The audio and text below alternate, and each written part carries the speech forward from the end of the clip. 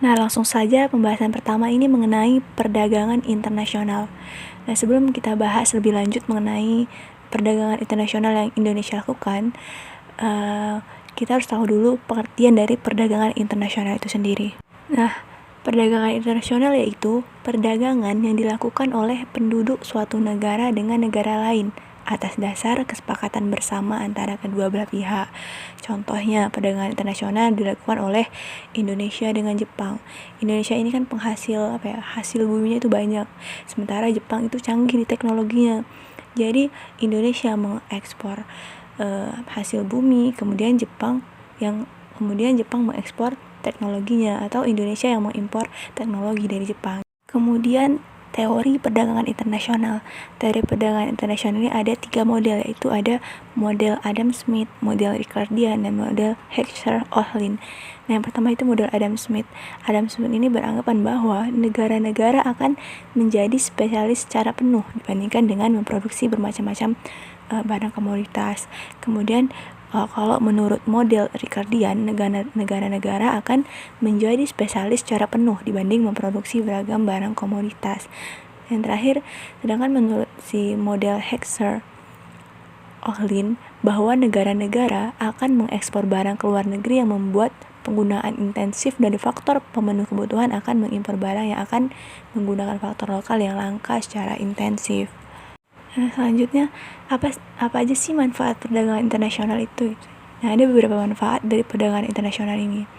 Yang pertama, itu udah pasti untuk menjalin persahabatan melalui kerjasama antar negara. Selain urusan perdagangan internasional, otomatis itu juga menjalin persahabatan atau silaturahmi antara negara yang satu dengan negara lain. Gitu. Misal negara Indonesia dengan Malaysia, Indonesia dengan Korea Selatan, dan sebagainya.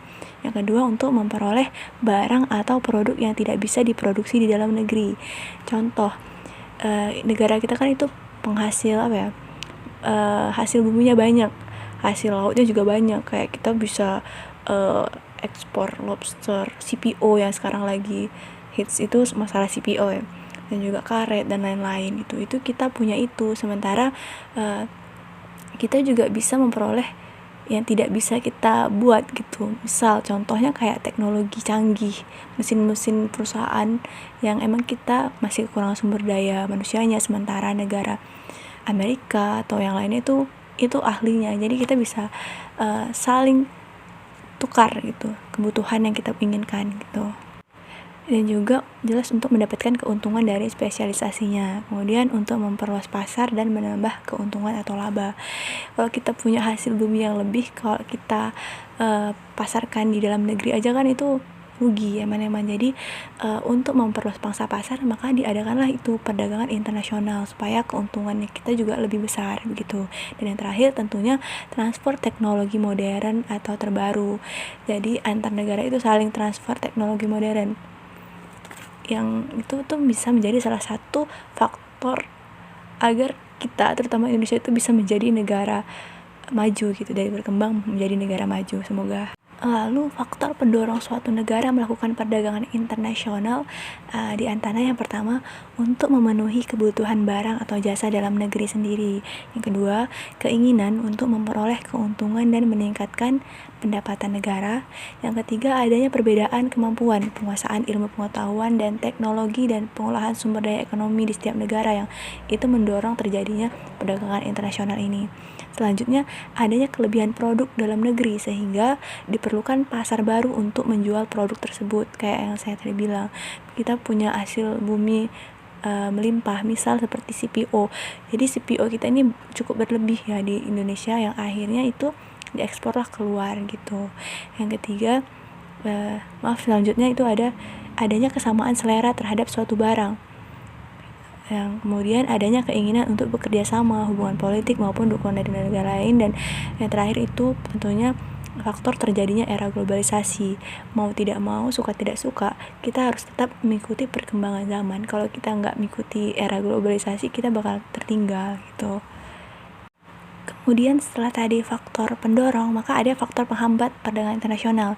Biasanya faktor penghambat terjadinya perdagangan internasional itu diantaranya yang pertama, tidak amannya dalam suatu negara. Contoh seperti saat kemarin yang baru-baru saja lagi rame perang antara Rusia dan Ukraina itu kan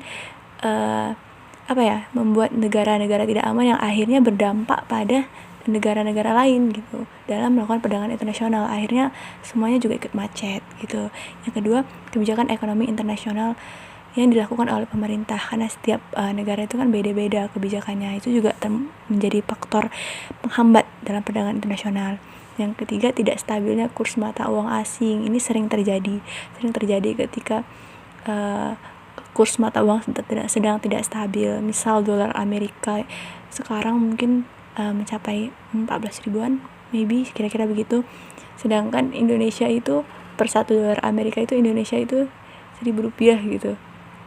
Jadi itu membuat kita, terutama Indonesia itu kesulitan dalam melakukan perdagangan internasional karena tidak stabilnya kurs mata uang itu tadi. Selanjutnya tentang pertumbuhan ekonomi. Pertumbuhan ekonomi bisa kita artikan sebagai perkembangan kegiatan perekonomian yang menyebabkan barang atau jasa yang dihasilkan masyarakat meningkat.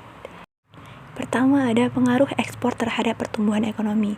Jadi tingkat ekspor yang tinggi tentunya akan memberikan pendapat yang tinggi pula bagi suatu negara, sehingga semakin tinggi ekspor akan membuat neraca pembayaran negara menjadi surplus dan berpengaruh positif terhadap perekonomian negara. Sedangkan pengaruh impor terhadap pertumbuhan ekonomi yaitu semakin tinggi impor maka akan semakin tinggi pula konsumsi suatu negara, sehingga akan menyebabkan pembayaran neraca semakin defisit yang pada akhirnya berpengaruh pada perkembangan perekonomian negara yang buruk.